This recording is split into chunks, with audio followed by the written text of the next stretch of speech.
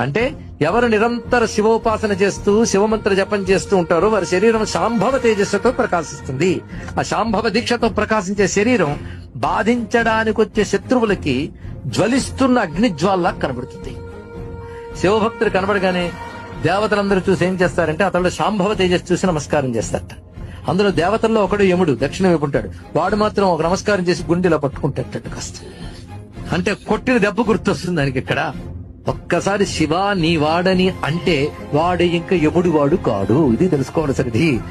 త్వమస్మాకం, నేను నీవాడిని నువ్వు నావాడివి. ఇది ఒకటే మంత్రం అండి. మన శివుడి వాళ్ళం, శివుడు మనవాడు.